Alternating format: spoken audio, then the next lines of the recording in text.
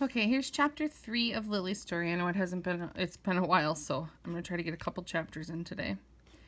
Maggie Rose didn't seem to understand that I wanted to wrestle with this new and interesting knot dog. She hadn't understood that I wanted to play with Freddie either. To make things clearer to her, I pawed helpfully at the smooth door again. No, Lily, Sammy can't come out. That's funny because Lily and Sammy are the name of both my cats. Maggie Rose said, laughing. We're not supposed to play with him or touch him at all. He's a squirrel. He's not a pet. That's why his cage is glass, the kind of glass where we can see him, but he can't see us. We're just taking care of him until his leg is better, and then he'll go back to the park. He can't get used to people feeding him or petting him or dogs playing with him, or he won't be safe in the wild, see? My dad rescued him. He's a game warden. He found Sammy caught in an illegal trap, and he even arrested the men who put the trap out. The animal was moving in such a tantalizing manner, quick little hops, its head making sudden jerky motions. I knew it must want to play chase me. I peered up at Maggie Rose and whined a little.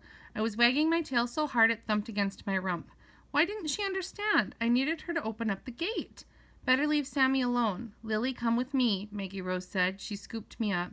I was astounded that we were leaving again. Why show me these wonderful playmates if we're going to remain in their cages?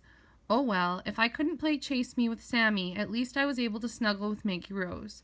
I leaned into her, very content. It was as nice as pressing up against my mother's side. Better even, because there was no risk of a couple of brothers stampeding up and crushing me.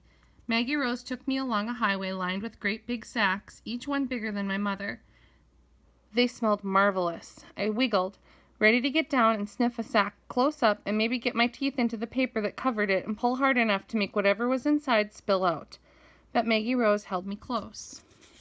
No, Lily, you're too young to eat regular dog food, she told me, and when you are old enough, your family will put it in a bowl for you. We were approaching a door, and I heard a frightening yip from the other side. Then another, and then another.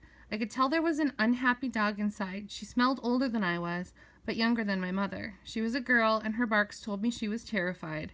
Maggie Rose pushed the door open, and I saw that the tall woman with short black hair was holding a small dog on a table. Carefully, she wrapped white stuff around one of the dog's legs. I remembered that the woman's name was Amelia. The white lump on the dog's leg looked a lot like what Sammy had been dragging around.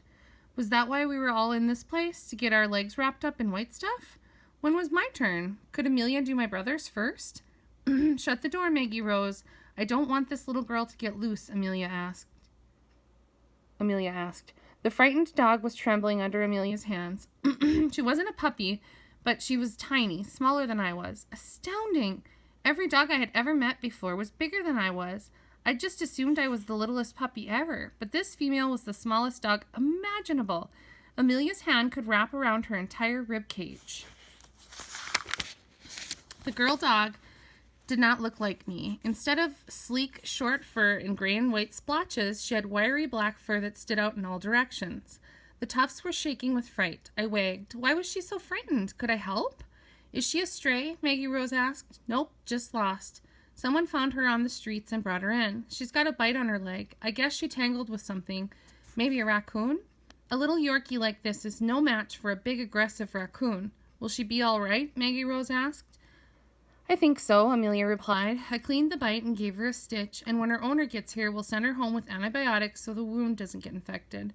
She should have been kept indoors or in a fenced yard, but people don't always do that. Still, the good news is that she's microchipped, so I already called her family. They'll be in here to get her right away. Her name's Missy.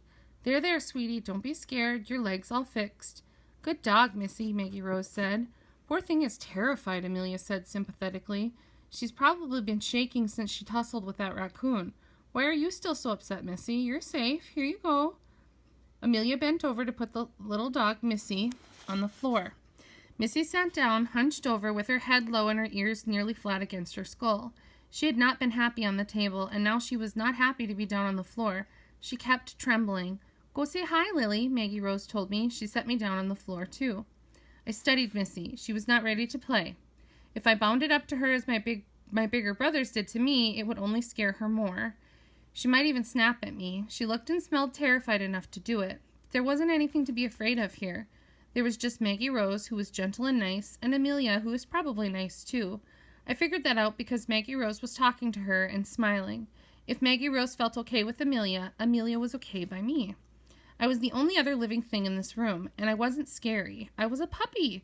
I patted a little closer to Missy and then stopped and wagged my tail. This was how I wished my brothers would come close to me, slowly, calmly, so I could tell what they were going to do next. I kept my head and ears up, but not so high that Missy would think I wanted to boss her around. I didn't want to boss her around, I just wanted to play with her. I moved a little closer. Missy lowered her head a bit, studying me cautiously. I stopped and waited. Missy's ears lifted. That seemed friendly. I crept closer and sniffed Missy all over. She still smelled scared, but not as scared as before. She smelled like Amelia's hands, and the white thing on her leg had a strange, sharp odor that I did not like. But Missy's fur held a lot of very interesting scents. It smelled a bit like Maggie Rose's shoes, with hints of a place I had never been.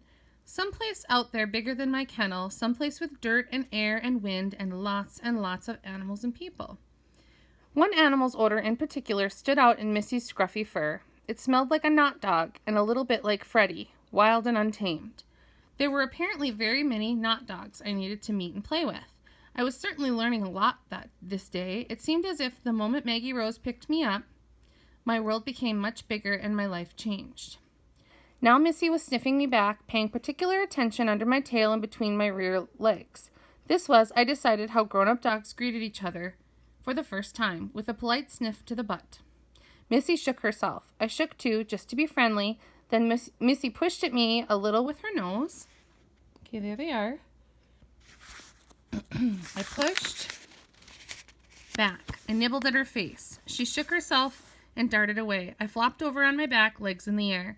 Missy limped over and put her good paw across my belly.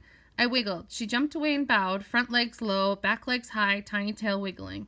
In a moment, we were wrestling. At last! I had finally found a new friend to wrestle with. I knew to go easy with Missy because her leg hurt her. I could tell by the way her scent changed when she put weight on it. But she did not let that stop her. It was fun playing with a smaller dog instead of 3 big brothers. Missy knew when to stop, too. When she bit down on my ear and I yipped, she backed off right away.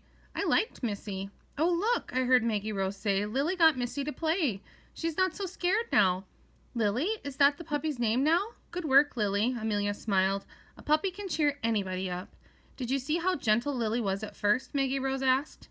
She must have sensed how afraid Missy was feeling, Amelia agreed. Dogs can pick up on fear. I heard a door open somewhere, and in a moment, a woman rushed into the room. A boy Maggie Rose's age followed behind her. Oh, Missy, the woman wailed. Missy stopped chewing on my face to bound over to the woman's feet. The woman, tears flowing down her cheeks, snatched the little dog up and hugged her and held her close. I was frantic. I just looked around and she was gone. It's been 2 days, she cried. Missy was not scared at all now. Missy was very, very happy. This weeping woman was Missy's person, I realized with a jolt of understanding. That was why Missy was so overjoyed.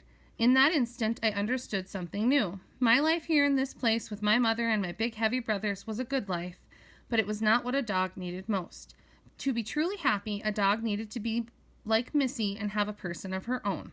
Did I have a person? I looked up at Maggie Rose. Okay, that's the end of chapter 3.